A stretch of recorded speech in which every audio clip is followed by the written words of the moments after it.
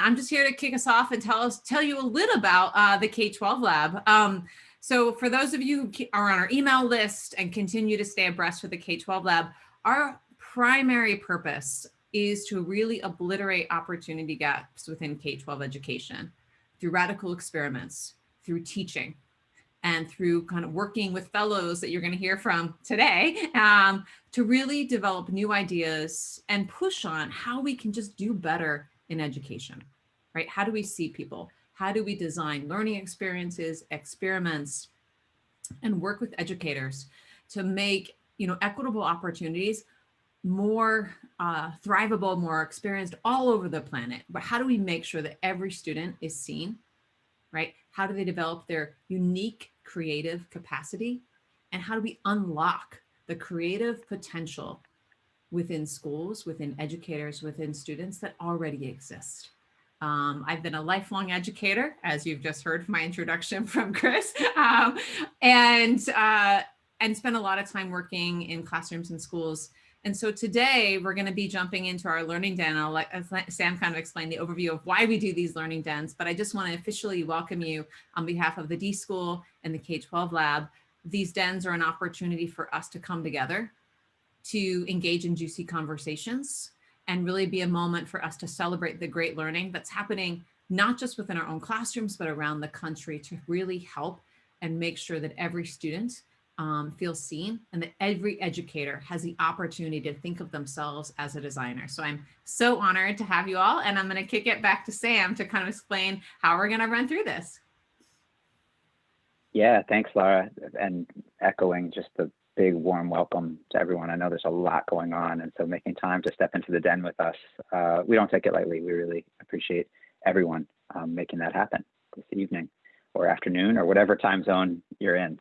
I'll explain a little more about exactly how we're going to run this particular den in a few minutes after we introduce our guests to the den, but just a little bit about these learning dens, what they are and why we do them. In our mission to obliterate opportunity gaps and upset the setup, one of the things we're always thinking about is like, what can we do in the K-12 sector to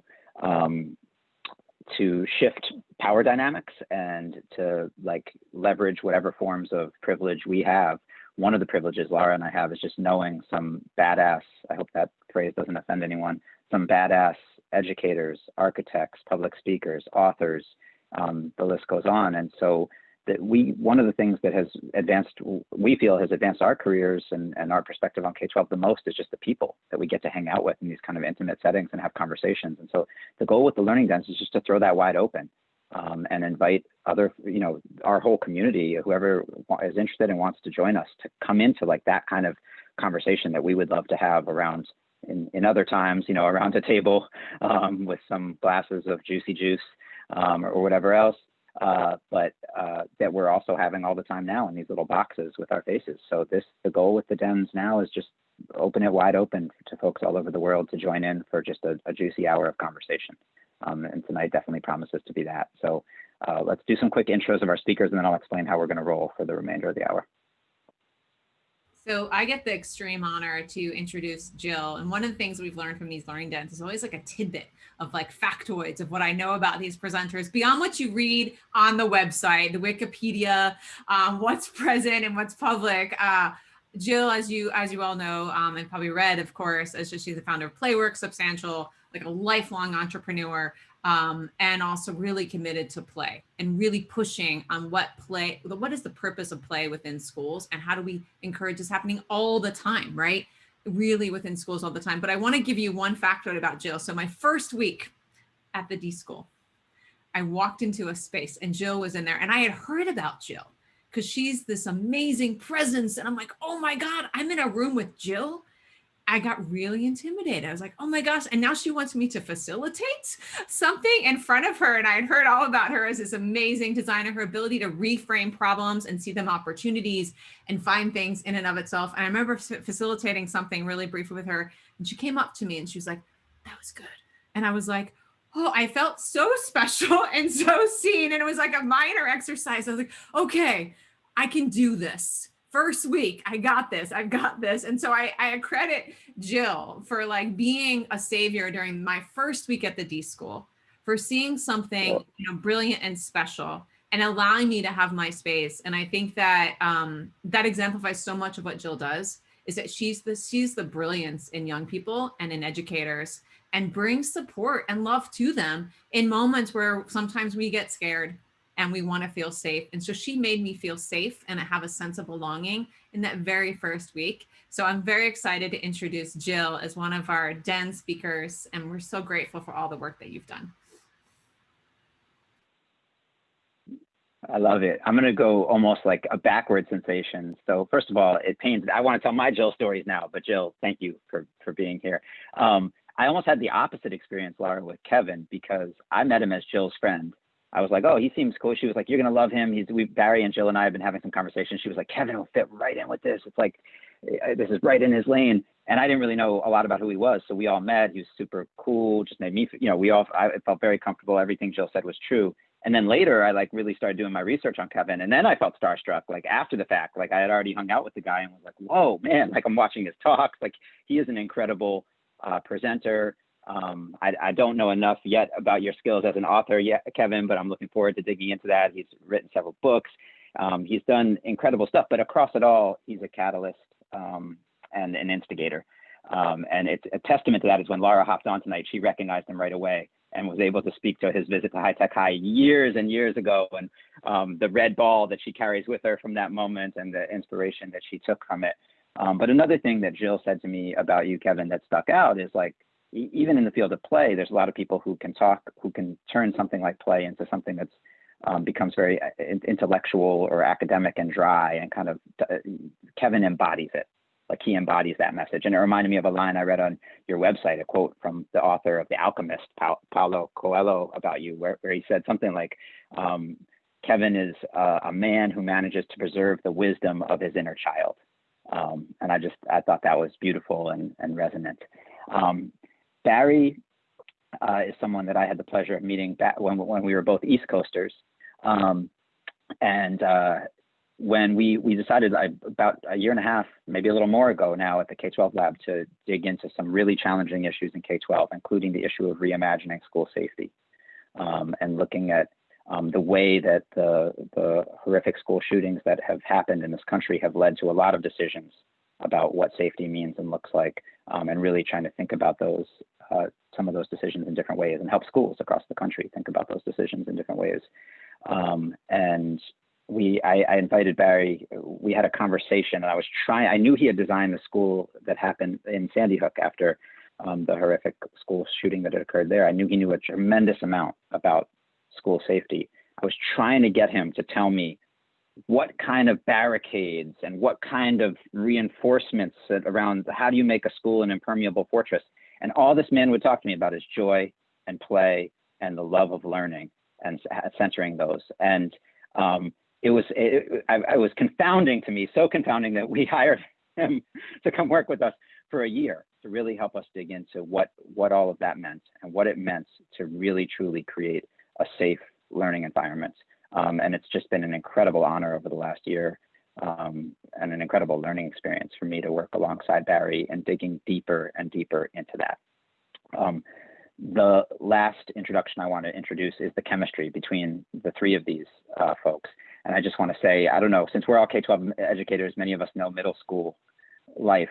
Like, in middle school when you had that one friend and you felt really cool about that friend, and then you introduced them to your other friend, and then they became better friends, and next thing you knew, they were hanging out on the weekend, and like you maybe got invited, but you maybe didn't. That's what happened when I introduced Jill and Barry. Like, they've like taken off and have this relationship that like goes like far beyond what I could have imagined, and it's beautiful. And now Kevin's become a part of that, and I'm just excited to share a little bit of that magic with you all tonight. So what we're going to do is a little different. You can watch, each of them have talks online that are really good, and I actually highly recommend watching them. And we can even share links after this. But we wanted you to get something you wouldn't get watching their individual talks, which is to hear them interact with each other, which has been part of the magic that I've gotten to eavesdrop on a little bit. So I've asked each of them to take a turn planting what I'm calling a story seedling, a 2 to 3 minute story that's it, a 2 to 3 minute story about the dynamics of safety and play and learning. And then we're going to give about 10 minutes for the other two to actually respond to that story. So one person plants a little seed of a story, something to start with, and then the other two will have some time to react. For all of us who are listening that are not Jill, Kevin, and Barry, we will put thoughts and questions in the chat, and Laura and Susie and I will do our best to pull from those. If there's some time, we'll certainly toss them in. But mainly we get to sit back and listen and hear these three amazing educators and thinkers and writers and sculptors and architects and players and so on, just have some dialogue around this really interesting dynamic between safety, play, learning, joy. So without further ado, I am going to pass the mic to our first story seed planter, Jill. Our speakers our sharers, our conversants don't know this yet, but I have a d.school 3-minute timer that I'm going to pop up behind my head that can help you keep track. So make sure you can see my little face on here. And after that wraps up, we'll just open it up to the other two to engage in the story. Sound good, Jill, Barry, Kevin? Yeah. Should I Sound go? good, everyone else? Is my time here you go. started? Okay. Well, thank you, Laura. That means a lot, actually. I remember you leading that exercise, and I remember what it feels like to be the new kid. And so just wanted to show some love. So in that spirit, wanted to tell a story. And I will, as a full disclaimer, I will stay within the 3 minutes. You know, facts are not always my storytelling strength, but you'll get the rough feeling of the story. So the story goes that as we've been opening with Playworks, bringing play back into schools in this fall with COVID and everything else going on in the world, all the challenges, it's been an issue trying to figure out how do we appropriately insert play into this moment? How do we actually, whether it's remote or hybrid or in person, do this gracefully and in a way that is inclusive and safe in its fullest sense. And so one of the stories I really enjoyed was in Southern California, where we are still fully remote. There was just a lot of bumps in the road as our coach, who had been assigned to the school, was trying to figure out how she was going to really engage with the kids. So she was being invited in with the Google Classroom. She was doing some things, you know, but like very light. And then the teacher asked, could you do like, could you lead like a recess? Could you go for it and really try and let's create a concrete sort of holding space for recess? And so the coach leaned in, said, absolutely. And so that day when she had like showed up to do recess, word had gotten out to the other classes. And when the Google Classroom opened up, there were literally not just the 30 kids in that class, but these other classes, and the kids had invited their parents and their siblings to play the game along with her. And so she was literally running this like giant Zoom recess for hundreds of people of all ages who were doing up, down, stop, go, which is a game where you call out the commands and the participants do the opposite of what is asked of them. And she described, and Jana was her manager, was describing how he was watching these adults being silly and like the siblings playing and people laughing and feeling this profound sense of joy and connection in a school day that can be somewhat devoid of that. And I think in this moment when we are talking so much about social distancing, there is such a danger in our educational system that we take that literally, and instead of focused on physical distance, we actually fail to do this essential part of education, which is actually helping us feel socially connected. Boom, killed it on the 3 minutes. That was impressive. So we get a chance to jump in, huh? That was good. That was absolutely fabulous. Jill, Jill with a mic drop. you planted it, baby.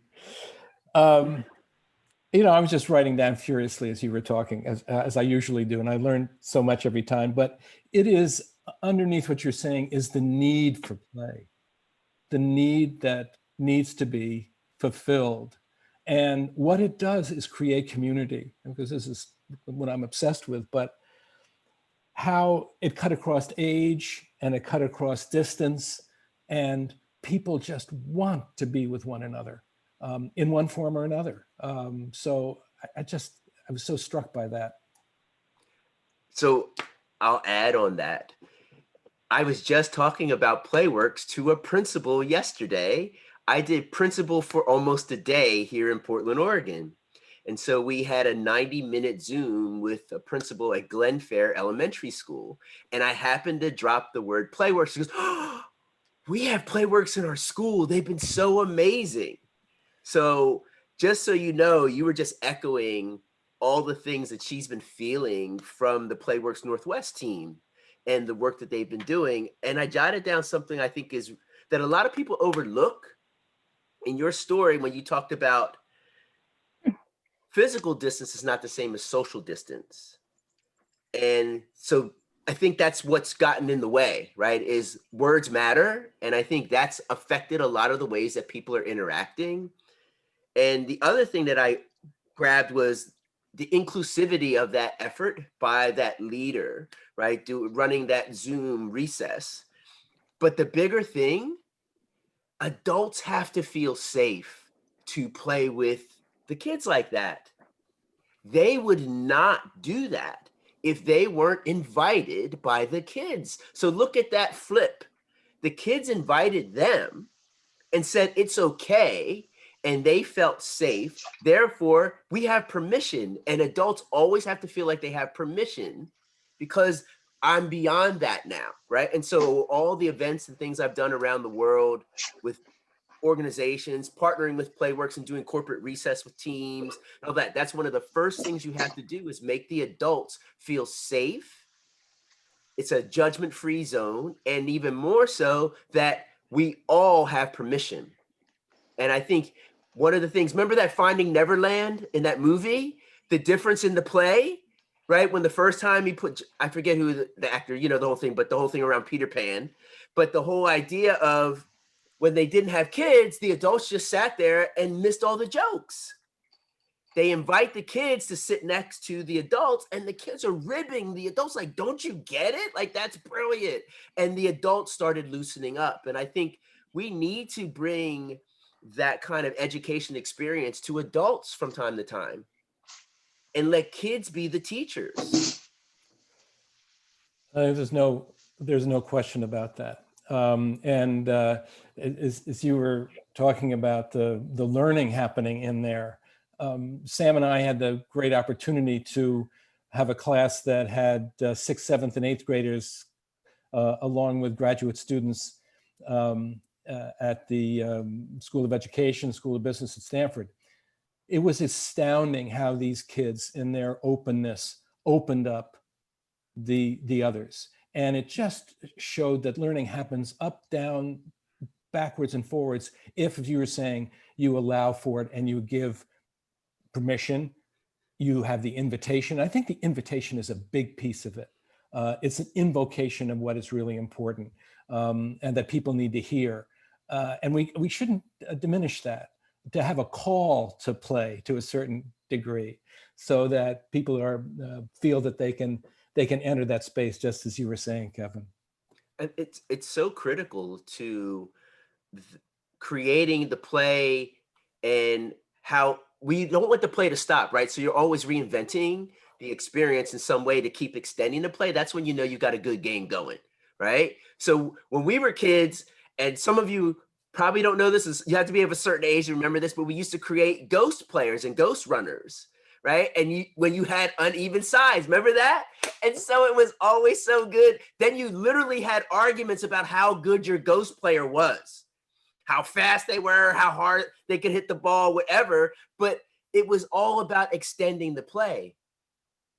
It was about how do we keep this going, because there's so much joy occurring in the middle of this.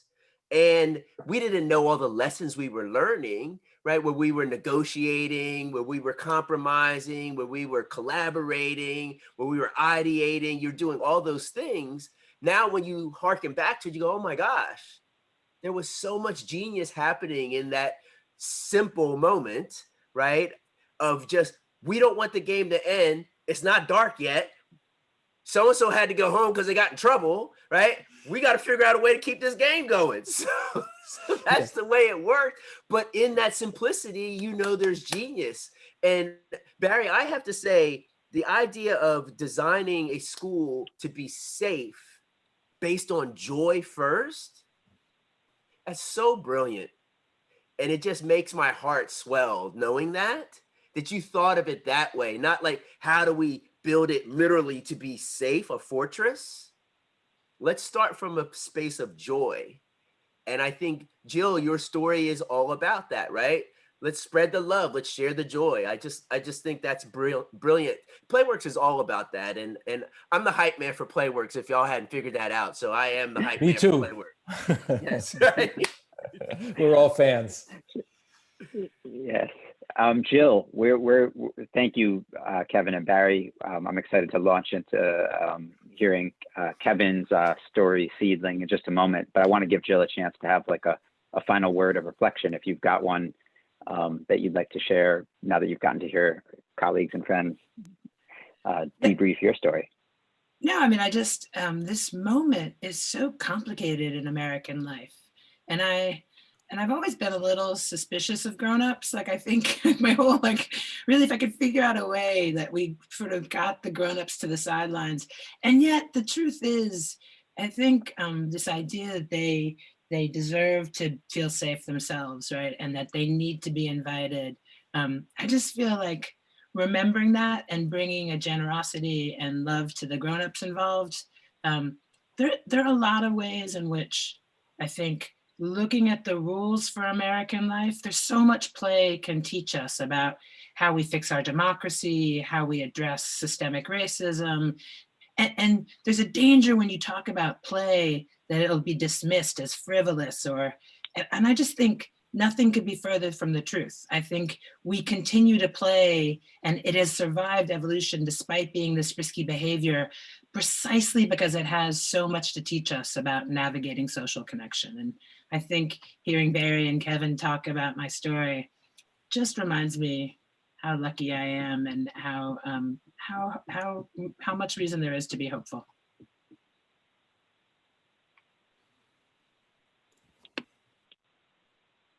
Thank you, Jill. I hope we can come back more to some of the themes that you just brought up, and because I think it's been so central to the dialogue we've all been having about play.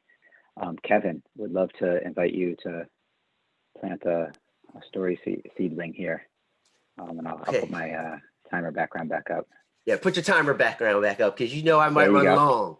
Yeah, I need that. So I actually mentioned Elon and Golda. Those are my neighbor kids. I'm the old man best friend in my neighborhood. So I know all the kids in my neighborhood. I can walk from my house to my office. So it's 5 blocks. So I've gotten to know the kids. I've actually seen many of them when they were infants being carried home as a newborn, and now they're growing up in front of me. So I'm a curious person. When they're out playing on their porches, I like to ask them, what are you up to? What's going on? So what I've discovered is that when an adult is interested in what children are doing and curious, and the parents notice that, they love that there's another adult outside of their family dynamic that sees their kids. So you used the word earlier, Susie actually said it, and Laura actually said it, and Sam said it, the idea of being seen.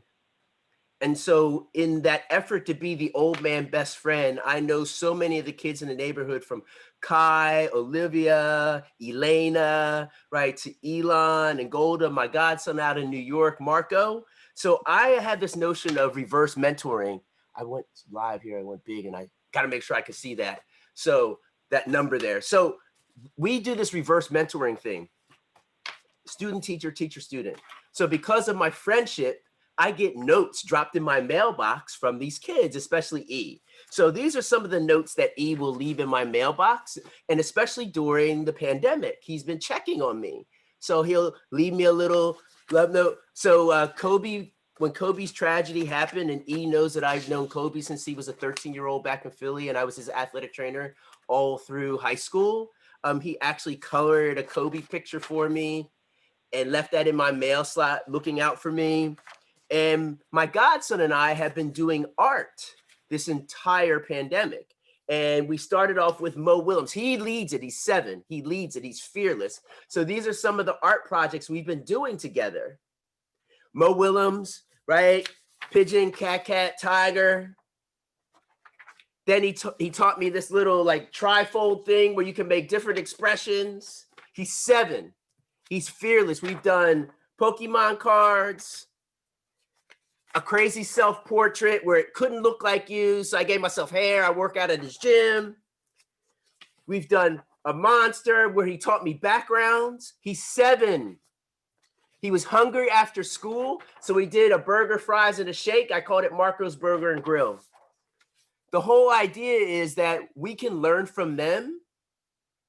And if we're open to that curiosity, they're willing to teach us. And so that's what I've loved about this moment in the pandemic, reverse mentoring.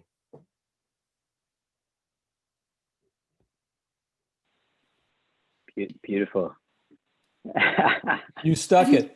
I've never seen Kevin tell a story that was 3 minutes. I just think that is a mind blower. I'm not going to be able to do this. That's all. We did it. So We've done what we came to. Oh. Kevin, this was all the ploy Jill set up just to see if that was possible. Yeah, amazing. I will jump in just so many of the themes that you brought up, like, and I've heard you tell stories over the years, like the power of the neighborhood and what is the neighborhood and what does it mean? And in this moment, how does it come to have a different context and how we connect? I think just the role of curiosity, the connection between curiosity and play, like that play is like where curiosity is rewarded. And as a kid, to be curious and to have it be this very positive experience feels like the essential kind of experience that enables people to grow up to be scientists or designers or inventors or small business people or car mechanics, right? Like, how does that work? Like, play is such a first experience that makes curiosity possible. And then just finally, this theme about being seen. I mean, this is a moment where we have to figure out belonging in American life. Like, what does it mean to be a citizen? What does it mean to actually belong in this country, whether that's at school or just in our communities? Like, who are we as a people and what do we really value? So I feel like the fearlessness, the understanding and recognizing both being seen, but also seeing others, just those themes feel so essential. Also, don't let the pigeon drive the bus. That's beautiful, Jill. And you used a word that Kevin, you used a number of times, which is fearless. If we're talking about school safety, we have to talk about fear. And the title of the course that Sam and I taught was From Fear to Joy.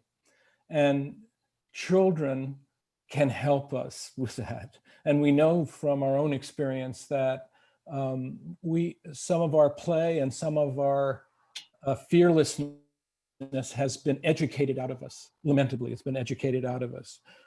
So there's a need to learn to be fearless. And what does that mean? It means being open to possibility.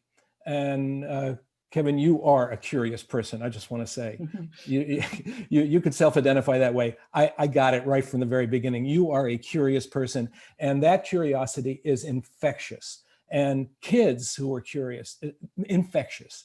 And it's how our inner lives can be exponentially nourished. Our inner lives can be exponentially nourished by that. So thank you for that. That's a great story. And I love hearing about it. And I heard before about you going through the neighborhood and kids. It's like the Pied Piper. I mean, yeah, I'm not surprised they're glomming onto you and vice versa. Hey, Barry, will you talk a little? I mean, I think one of the things that I heard Kevin say about the importance of like looking out for one another, like the idea that this kid is like aware that like Kevin could be feeling the sense of loss after Kobe's death, like, and that that he feels permission to like take responsibility for Kevin and care for him. And there's a vulnerability in that, like in looking out for another person, right? You were putting yourself out there. And it reminds me, it makes me think, Bear, you talk a lot about designing simultaneously for fear and joy, right? And the idea that this is of a whole cloth. Will you share a little bit about that? That's been so moving to me. I thought you just did a great job. You could just keep talking about it as well. They are of a piece, and you can't separate them. And you have to acknowledge that it exists, but you don't stare at the sun. And you see what it illuminates, and it illuminates the, as these kids do, the simple joy. We don't have to look a long way for this. They illuminate the simple joy that we so often forget because we're obsessed with protecting something. And we talk about vulnerability, and there's this reciprocal relationship between those two things. And again, we need to understand the balance between the two of them to allow ourselves to be more open to living and to life. So thanks for that little opening. That was like the softball over the plate there. You're so generous. Kevin, what do you think? Yeah, this is your opportunity, Kev, to come back in. So first of all, do you know the term salon from the Harlem Renaissance? Uh-huh. It feels like this is a salon. I was thinking about that just earlier today. This is what this is.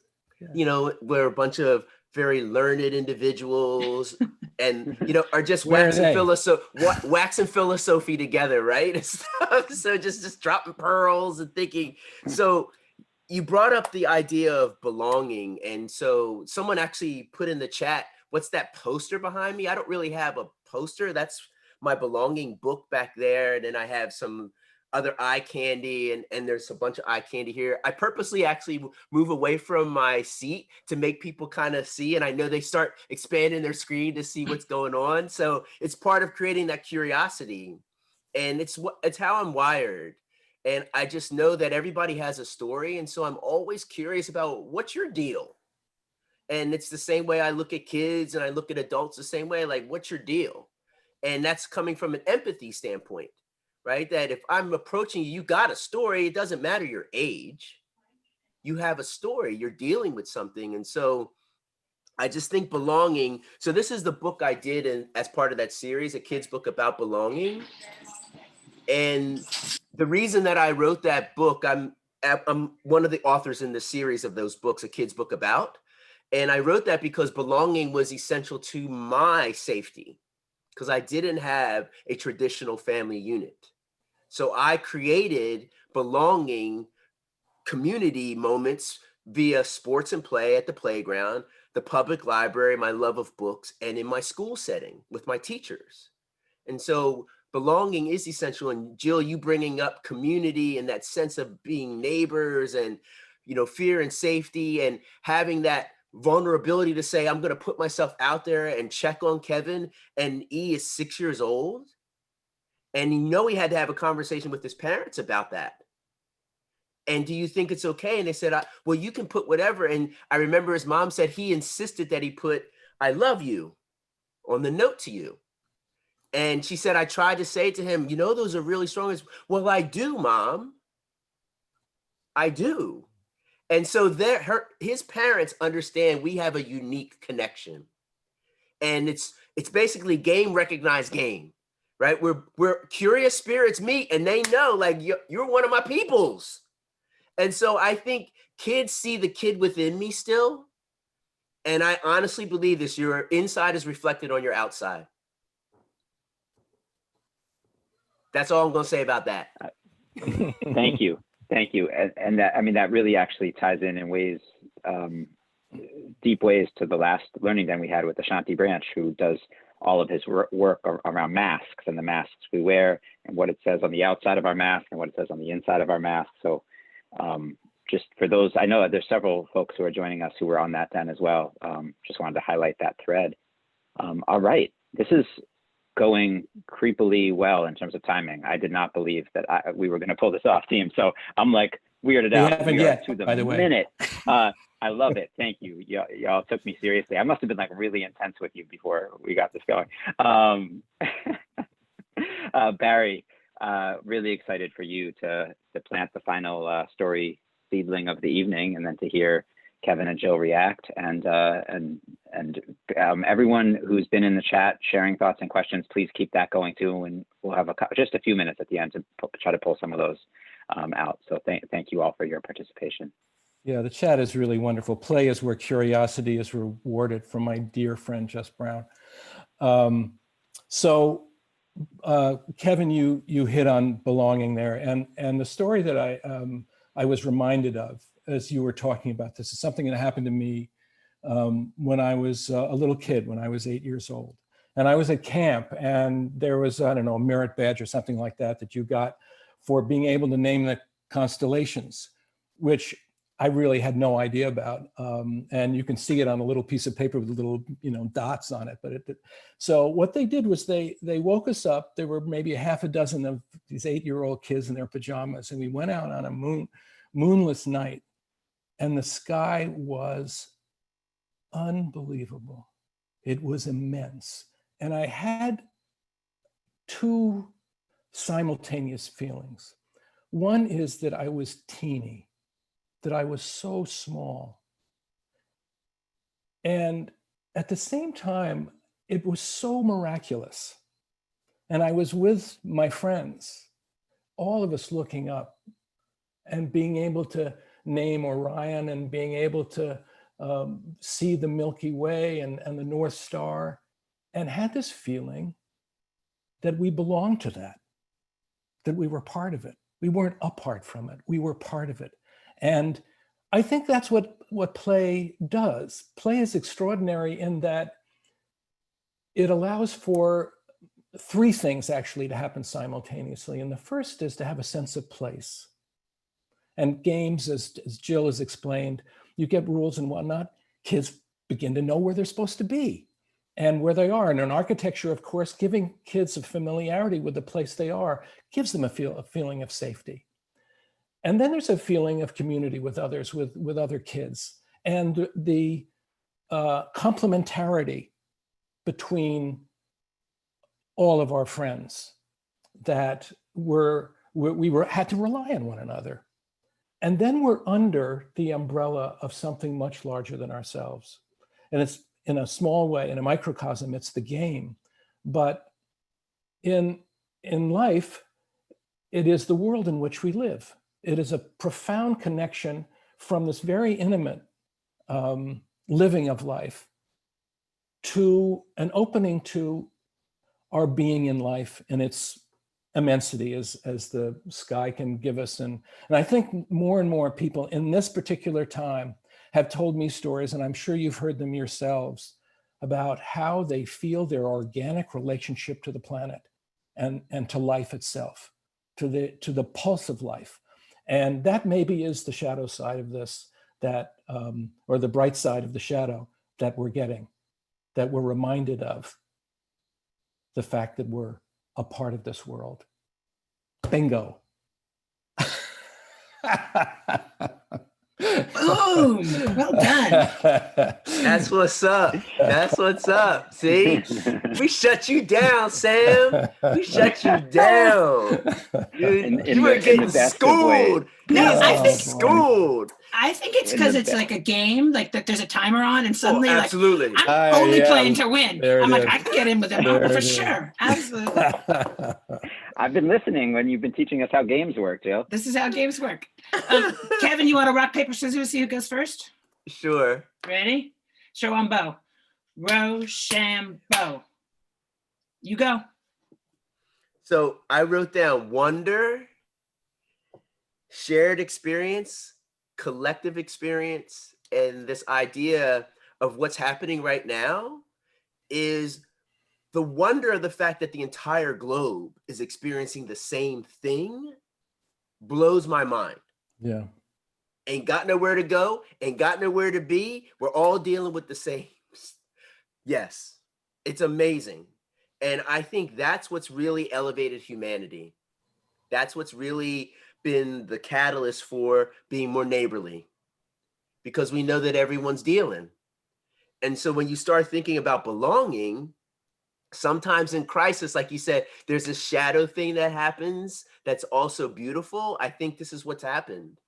I find it remarkable how much more neighborly everybody's been, how everybody's looking out a bit more, how everybody's checking on each other a bit more, how we're knocking on a door that maybe we wouldn't knock on before because we know there's an elderly person in there. We just want to make sure they're good.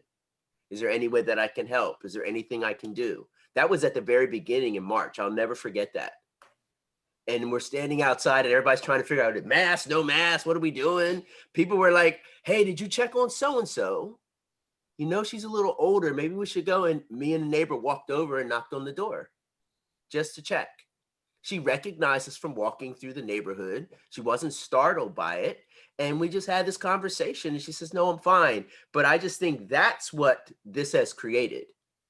The sense of belonging, but not just that we're a part of something bigger. It's not just happening in our borders alone. You know, you think about all the people who contacted you, we're of a certain age, so we have friends all over and who have contacted you from all corners of the globe. How are you doing? What's going on? My first question is always, what's giving you hope? What's giving you hope? And I think that this conversation, what you just shared, I just love the fact that it's about the collective experience, good, bad, and different, that it's made us all rally. I think it's really been beautiful that way. So you realize you're a part of something much bigger and you're a part of it.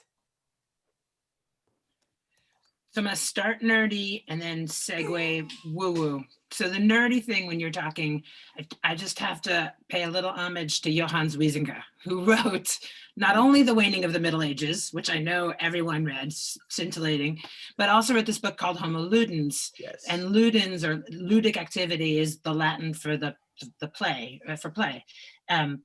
And the play instinct. And Johannes Huizinga wrote all about how he compared the play to the sacred. And there's this beautiful passage, which I did not read in the original Dutch, but like goes into how when people are playing together, they agree, and sometimes it's tacit, they don't have to say it out loud, but they agree to suspend all the regular rules and to like play when they are in the boundaries of the game, that these are the rules that matter. And there is an intimacy to it. And yet, you know, the way that Huizinga puts it, like in comparing it to the sacred, it is like this deeply spiritual thing.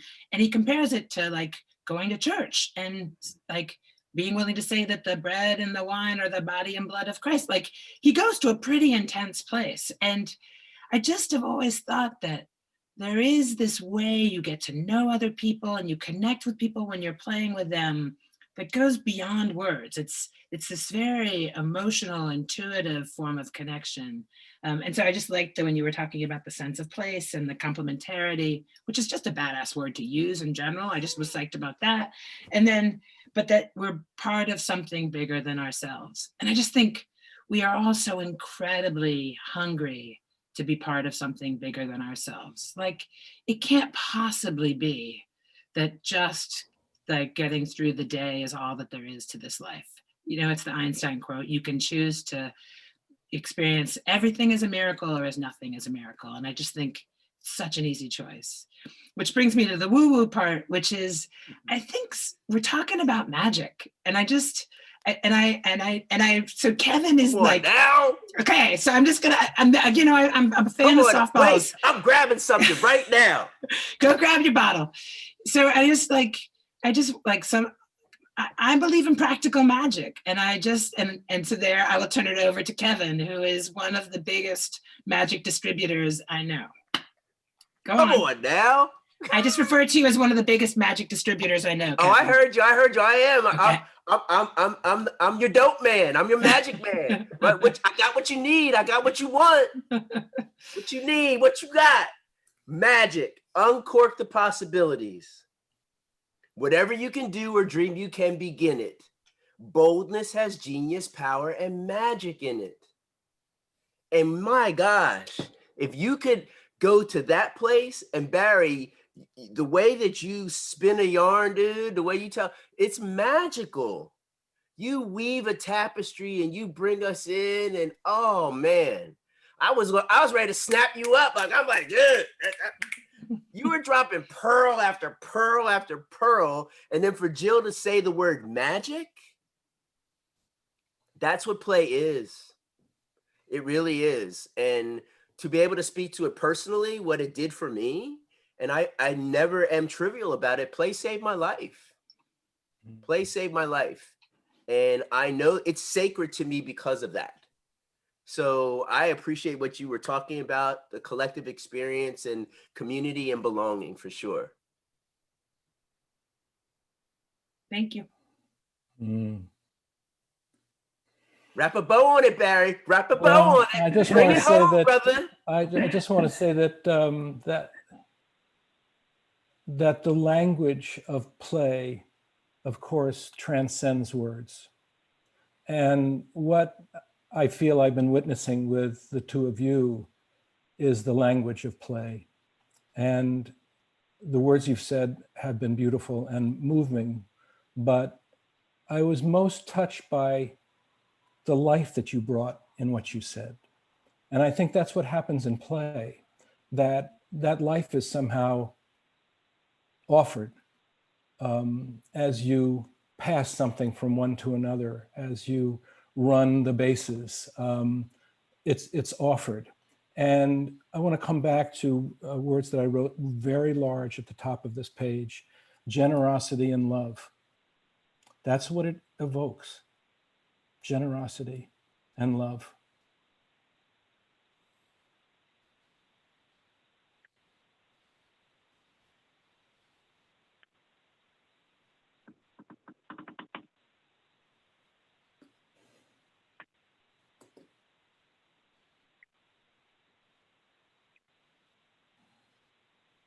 Thank you, Barry, Jill, Kevin, for all that you've shared with us in this remarkably short time. But it's been like, I think our tweet from the K12 Lab said it would be action-packed, and it was action-packed. It was also wisdom-packed, humor-packed, generosity-packed, and love-packed. So thank you all for bringing that. There have been a lot of things that folks have written in the chat, like too many to possibly respond to all of them in this short amount of time we have left. So I think what I'd like to do, one is invite the three of you, if you have time, to stay on past the call if you want to go back and see some of the things folks were writing to you, because I know it's hard to be sharing and also taking in a whole chat feed at the same time. So I don't want to lose those, and I want you to be able to see the thoughts that what you've been sharing has evoked from folks. To the extent that you have been able to look at it, I'm curious if before we close up, if each of you might share some resources. And Jill, I know you already shared a link to the workbook in the chat, but you didn't really explain what that is. And it's timely. It sort of wraps up a lot of what you've been working on right now. And Barry and Kevin, you both have so many pieces that you're working on, have worked on. So obviously, we can share links to websites and that sort of thing. But if you wanted to pick one piece for folks right now, it'd be great to maybe just, like, based on what people have been asking you about in the chat, or more generally, maybe we could leave folks with one more gift for the night before fully appreciating you and wrapping up. So as an attribution nerd, just wanted to clarify that the quote, "The opposite of play is not work, it's suppression," is Brian Sutton Smith. Jane McGonigal gets credit for it. I get credit for it. I think, Kevin, you've been credited with saying it, and Stuart Brown. But it was Brian Sutton Smith. Just want to get that right. I would love to invite folks. I wrote an ebook over the summer and got help from all these amazing people called the Playworks Reopening Workbook. And it's a sort of a design approach. It's an interactive guide to actually inviting educators, families, students, school leaders to bring their designer self and a sense of play to the process of reopening schools in a way that is safe in the most comprehensive, loving, and learning rich way. So that's playworks.org/workbook, and it's free. You can also download an audio of me reading it aloud that my son recorded of me upstairs in the closet. In the closet. That's so good. That That's is good. so good. So I'll just share a kidsbookabout.com. That's where you can find some amazing topics for the adults and kids' lives to have some real conversations with them. And so my book is one in the series of authors' books. Mine is on belonging, but there's racism, gratitude, anxiety, creativity, depression, all these things that people are experts on, but I think they're great conversation starters with the kids that matter to you in your life, but also the adults get a lot out of them too. So I think a kidsbookabout.com, I think you'll love that series of books, and it's continuing to grow. I think there's 20 plus in the series now and growing.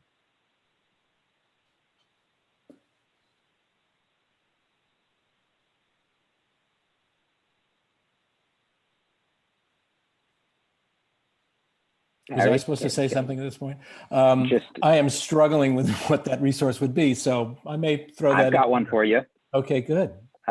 I've got one for you that I'll drop in the chat right now. How about some Post-it notes? There it is. There's the link, y'all. bit.ly/school safety stickies. Barry has coordinated an amazing team of people who have put together a packet of real, genuine Post-its that have questions to your answers about school safety. And if you go to that URL, they're free. You go to that URL, put your address, and you'll get sent some. So there's one from Barry's work with us. I was waiting for you, Sam. Serve that up. There you go. Thanks, Kevin and Jill, for the links. And as Laura said in the chat, we will send out all these links later, as a follow-up. Also, our colleague Jess reminded me that because we're recording this, we can download the whole chat here. So Jill and Barry and Kevin, if you do have to run, we can get you all of the comments and thoughts. All right, this is the part where I'm going to ask everyone to unmute. And we know you may have sleeping children or elders nearby or whatever else, we understand, but to the extent that you can, we want you to make as much noise as possible to honor our Learning Den guests tonight. Woo! Woo! Woo! Can I teach you all the whoosh clap? Yeah. Can I do? Let's do it.